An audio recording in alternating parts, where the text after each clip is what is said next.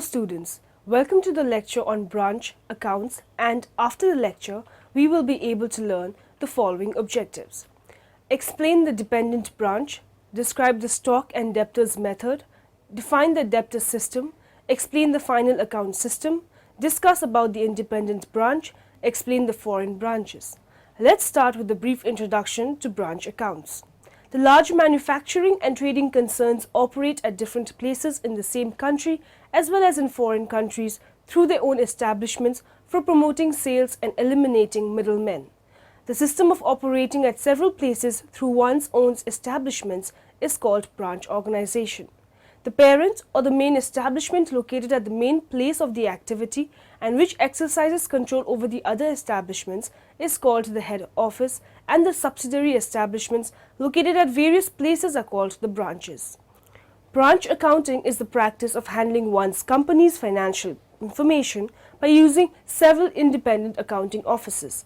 The independent offices handle the reporting, recording, and managing of a company. The accounting systems are all independent of each other and separate. The home office typically has an account with the general accounting ledger that shows information from all branches. Branch accounting often has an accounting manager or a supervisor who is responsible for updating all of the information. An accounting system in which separate accounts are maintained for each branch of a corporate entity or organization.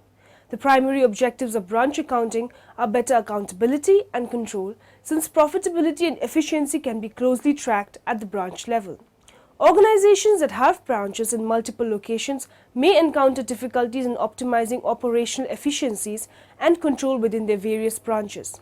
The accounting departments of these organizations understand the difficulty of maintaining correct and up-to-date financial information for the different branches. Branch accounting is a new bidirectional synchronization tool that delivers all the benefits of working locally at branch level and also ensures that all financial information is automatically synchronized to head office. The branch accounting solution encrypts data using key identifiers to secure confidential data from being shared or duplicated across the branch accounting environment. This allows head office to have full control over the affiliated branches but restricts branches to global and branch-specific information. The solution offers consistency within the branch accounting environment by implementing the preferred account, structures, numbering structures, accounting periods, and standard operating procedures. There are centralized and decentralized accounting scenarios. Centralized. In a centralized scenario, the head office and affiliated branches will log into the head office database via a terminal server or another means of direct access. Branches are able to transact in their own capacity and are limited to their financial data, with the branch data being immediately updated at head office level. Decentralized. A decentralized scenario allows branches to transact independently within their own database and is able to generate operating and management reports at branch level. Thereafter, data is synchronized by means of an FTP server to head office level, where branch-specific and/or consolidated reports can be generated. Objectives of branch accounting. The main objectives of keeping branch accounts are to know the final result, that is, the profit or loss of each branch separately, to ascertain the real financial position of each branch, to exercise proper control over each branch, to ascertain and to meet the goods and cash requirements of each branch, to meet the requirements of special acts. Let us now talk about dependent branch. Dependent branches are the branches that do not keep their records, but all the records are maintained by head office. They are not authorized to act solely without the prior permission of the head office. All the plans, policies, rules and regulations of these branches are totally formulated and executed by the head office. In other words, all the functions of dependent branch are totally controlled by head office. Under dependent branch, two types of branches are included, which is termed as service branch and retail branch. When the business policies and the administration of a branch are wholly controlled by the head office and its accounts also are maintained by it, the branch is described as dependent branch. Branch accounts in such a case are maintained at the head office out of reports and returns received from the branch. Some of the significant types of branches that are operated in these manners are a branch setup merely for booking orders that are executed by the head office. Such a branch only transmits orders to the head office. A branch established at a commercial center for the sale of goods, wholesale, supplied by the head office, and under its direction all collections are made by the HO. A branch for the retail sale of goods supplied by the head office. Accounting in the case of first two types is simple. Only a record of expenses incurred at the branch has to be maintained. But however, a retail branch is essentially a sale agency that principally sells goods supplied by the head office for cash, and if so authorized, also on credit to approved customers. Methods of charging goods to branches. Goods may be invoiced to branches at cost, at selling price, in case of retail branches at wholesale price. Selling price method is adopted where the goods would be sold at a fixed price by the branch. It is suitable for dealers in tea, petrol, etc. In this way, greater control can be exercised over the working of a branch, inasmuch as that the branch balance in the head office books would always be composed of the value of unsold stock at the branch and remittance of goods in transit. The arbitrary price method is usually adopted if the selling price is not known or when it is not considered desirable to disclose to the branch manager the profit made by the branch. Accounting for dependent branches. Dependent branch does not maintain a complete record of its transactions.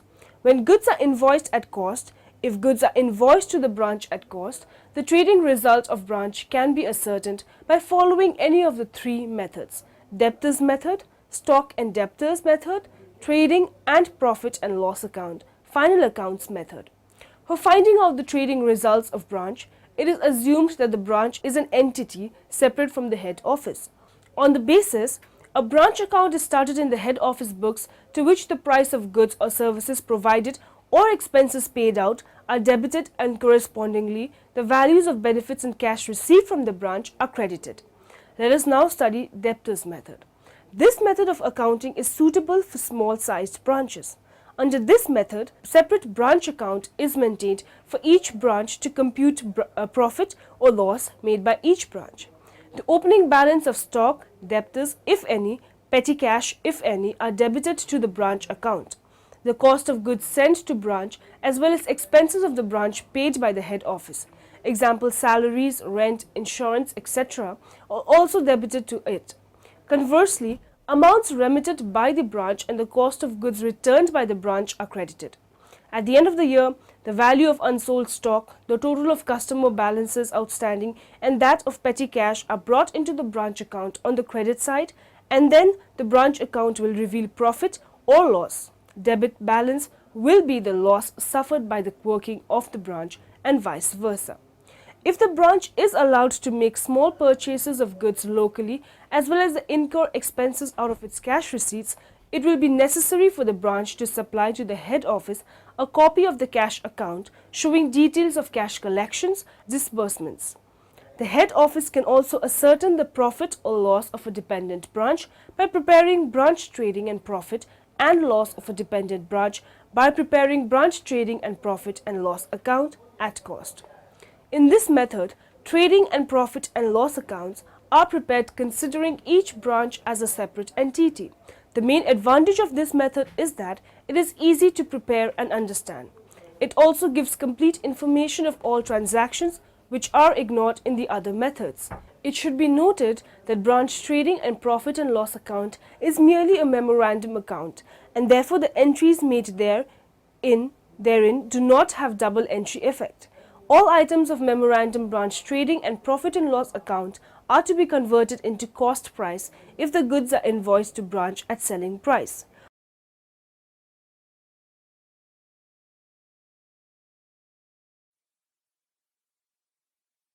Before I start final accounts, you must be aware about the format and items of the final accounts.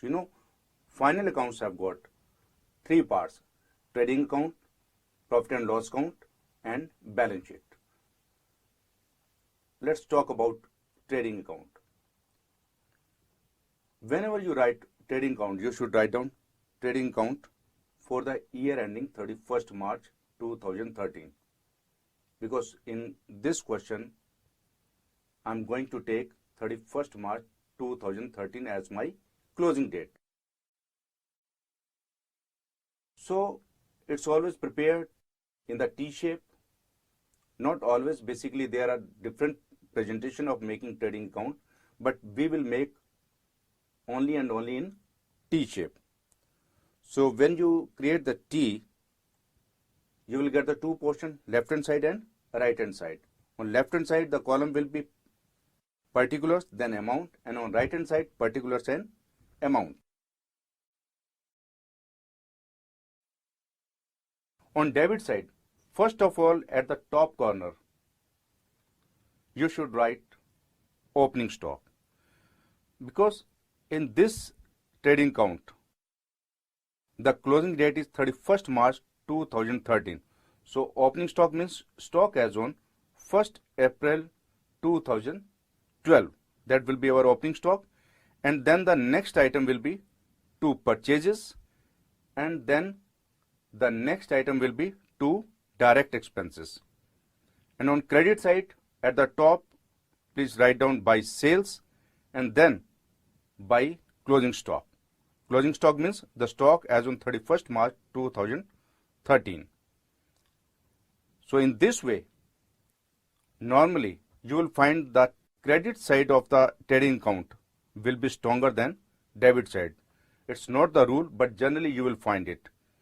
And the gap, the balancing figures supplied on the debit side will be called to gross profit. So it's just like you can say it's a sort of ledger.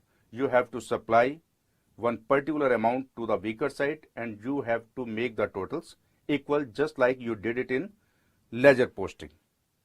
So that will be called our gross profit. Then number 2, profit and loss count. Profit and loss count for the year ended 31st March 2013. The format of the profit and loss count will be same as we did it in trading account. Means it will be in T shape. The gross profit you have found on the debit side of trading account, it will be transferred to the credit side of profit and loss count by gross profit, whatever you have got it from trading account. It means profit and loss count cannot be prepared without making trading account, because trading account will give us gross profit and gross profit will be transferred to profit and loss count. And on the debit side, you will write down two indirect expenses, and on credit side, you will write down by incomes. So I'm going to assume that the total of the credit side is stronger than the debit side. So on debit side, you will have to supply one more figure, which is called balancing figure, so that the totals on both sides is equal. That will be your net profit. So in this way, you can find out the net profit through profit and loss count. In our previous segments, we used to find the net profit through the formula, that was closing capital minus opening capital plus drawings minus fresh capital. So, but now we are going to find the profit through profit and loss account. And after that, balance sheet is prepared. And what will be the format of balance sheet?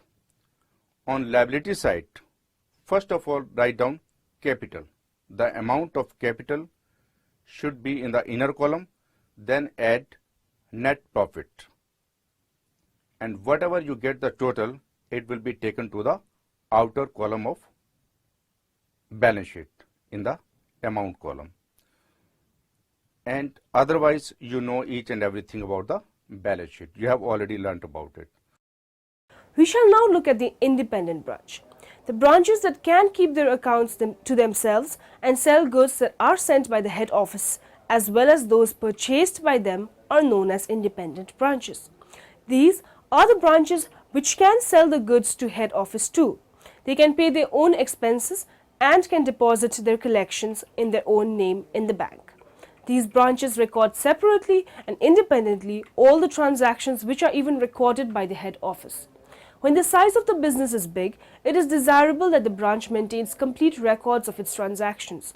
These branches are called independent branches, and each independent branch maintains comprehensive account books for recording their transactions. Therefore, a separate trial balance of each branch can be prepared. The head office maintains one ledger account for each such branch, wherein all transactions between the head office and the branches are recorded. Salient features of accounting system of an independent branch are: branch maintains its entire books of accounts under double entry system. Branch opens in its books a head office account to record all transactions that take place between head office and branch. The head office maintains a branch account to record those transactions. Branch prepares its trial balance, trading and profit and loss account at the end of the accounting period and sends copies of these statements to head office for incorporation. After receiving the final statements from branch, head office reconciles between the two branch account in head office and head office account in branch books. Head offices passes necessary journals to incorporate branch trial balance in its books. The final result of these adjustments will be that so far as the head office is concerned, the branch will be looked upon either as a debtor or creditor, as a debtor if the amount of its assets is in excess of its liabilities, and as a creditor if the position is reversed. A debit balance in the branch account should always be equal to the net assets at the branch. The important thing to remember when independent sets of accounts are maintained is that the branch and head office books are connected with each other only through the medium of the branch and the head office account, which are converse of each other, and also when accounts of the branch and head offices are consolidated, both the branch and head offices accounts will be eliminated. Foreign branches. Foreign branches generally maintain independent and complete record of business transacted by them in currency of the country in which they operate. Thus, problems of incorporating balances of foreign branches relate mainly to translation of foreign currency. This is because exchange rate of Indian rupee is not stable in relation to foreign currencies due to its international demand and supply effects on various currencies. The accounting principles which apply to inland branches also apply to a foreign branch after converting the trial balance of the foreign branch. Accounting for foreign branches. For the purpose of accounting, classifies the foreign branches may be classified into two types: integral foreign operation, non-integral foreign operation. Integral foreign operation, or IFO, it is a foreign operation the activities of which are an integral part of those of the reporting enterprise. The business of IFO is carried on as if it were an extension of the reporting enterprise's operations. Generally, IFO carries on business in a single foreign currency, that is, of the country where it is located. For example, sale of goods imported from the reporting enterprise and remittance of proceeds to the reporting enterprise. Non-integral foreign operation, NFO. It is a foreign operation that is not an integral foreign operation. The business of a NFO is carried on in a substantially independent way by accumulating cash and other monetary items, incurring expenses, generating income, and arranging borrowing in its local currency. An NFO may also enter into transactions in foreign currencies, including transactions in the reporting currency. An example of NFO may be production in a foreign currency out of the resources available in such country independent of the reporting enterprise. The following are the indicators of non-integral foreign operation. Controls by reporting enterprises. While the reporting enterprise may control the foreign operation, the activities of foreign operation are carried independently without much dependence on reporting enterprise.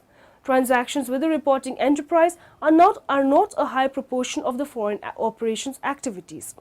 Activities of foreign operation are mainly financed by its operations or from local borrowings. In other words, it raises finance independently and is nowhere dependent on reporting enterprises. Foreign operation sales are mainly in currencies other than reporting currency. All the expenses by foreign operations are primarily paid in local currency, not in the reporting currency. Day-to-day cash flow of the reporting enterprises is independent of the foreign enterprises' cash flows. Sales prices of the foreign enterprises are not affected by the day-to-day changes in exchange rate of the reporting currency of the foreign operation. There is an active sales market for the foreign operation product. The above are only indicators and not decisive conclusive factors to classify the foreign operations as non-integral. Much will depend on factual information, situations of the particular case, and therefore judgment is necessary to determine the appropriate classification. Controversies may arise in deciding the foreign branches of the enterprise into integral or non-integral. However, there may not be any controversy that subsidiary associates and joint ventures are non-integral foreign operations. Techniques for foreign currency translation. There are two techniques for foreign currency translation: integral foreign operation (IFO). Following are the standard recommendations for foreign currency translation. All transactions of IFO are translated at the rate prevailing on the date of transaction. This will require date-wise details of the transaction entered by that operation together with the rates. Weekly or monthly average rate is permitted if there are no significant variations in the rate. Translation at the balance sheet date. Monetary items at closing date. Non-monetary items. The cost and depreciation of the tangible fixed assets is translated using the exchange rate at the date of purchase of the asset, if asset is carried at cost. If tangible fixed asset is carried at fair value, translation should be done using the rate existed on the date of the evaluation. The cost of inventories is translated at the exchange rates that existed when the cost of inventory was incurred, and realizable value is translated applying exchange rate when realizable value is determined, which is generally closing date. Exchange differences arising on the translation of the financial statement of integral foreign operation should be charged to profit and loss account. Non-integral foreign operation. Accounts of non-integral foreign operation are translated using the following principles. Balance sheet items, that is, assets and liabilities, both monetary and non-monetary, apply closing exchange rate. Items of income and expenses at actual exchange rates on the dates of transactions. However, accounting standard allows average rates subject to materiality. We need to look at foreign currency translations. These are much simpler to deal with. Effectively, what you are doing is taking the statement of comprehensive income and statement of financial position of, say, an overseas subsidiary, and converting all the line items into the presentation currency of the group. Assets and liabilities are translated using the closing rate at the date of that statement of financial position. Income and expenses are translated using the exchange rates at the date of the transactions. Equity is, well, it isn't really discussed. But what we're going to do is look at how it generally gets dealt with in the example that we look at. What we have here is a simplified statement of comprehensive income, as well as information about the exchange rate at the start and at the end of the period, as well as the average rate. The first thing to do is to determine which exchange rate you use for which item. Now we ignore the totals here, so net profit before tax, net profit after tax, retained earnings close. In this case, the average rate gets used for sales revenue, expenses, and tax expensed. Whilst arguably you could identify the actual exchange rate for each individual sale and expense, realistically it's not that practical, and paragraph 40 allows you to use average rates. Retained earnings is an equity item and would generally use the open rate for the period. The second thing to do is to calculate the Aussie dollar amounts for each of these items and then total them. So sales revenue of 2,850 becomes 2,775 in Australian, and expenses of 2,540 in US becomes 2,473 in Australian. This leaves a net profit before tax of 302. Now this is important. The 302 is calculated based on the translated amounts. It isn't translated itself. This makes sense when we get to retained earnings close because it's comprised of line items using different translation rates. Sales, expenses, and tax expense use the average rate, whilst retained earnings open uses the opening rate. For the statement of financial position, assets and liabilities use the closing rate. For equities, in a sense it doesn't matter because assets and liabilities are already defined using the closing rate, and as such the total amount of equity is also defined, and this is just the accounting equation at work. But we still have line items to deal with. The general convention here is that share capital is converted using the opening rate, whilst retained earnings is taken from the translated statement of comprehensive income. When we put all these rates in and translate them, we're left with a problem. This problem is that the sum of the translated liabilities and equities does not equal the sum of the translated assets. Now, accountants love a balance sheet to balance, even though we don't call it a balance sheet anymore. So paragraph 39C requires that all other exchange rate differences be recognized in OCI. which is why we have a foreign currency translation reserve of 172. This is simply the balancing item. Now, in the end, let us summarize what we have learned in this lecture. All transactions of IFO are translated at the rate prevailing on the date of transaction. In case of branches classified as independent for the purpose of accounting, are generally classified as non-integral foreign operations. The business of IFO is carried on as if it were an extension of the reporting's enterprise's operation.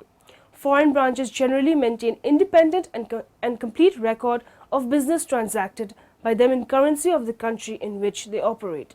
Transfer balance of branch expenses account to the debit of branch profit and loss account. Branch accounting is the practice of handling one's company's financial information by using several independent accounting offices. An accounting system in which separate accounts are maintained for each branch of a corporate entity or organization. A decentralized scenario allows branches to transact independently within their own database and is able to generate operating and management reports at branch level.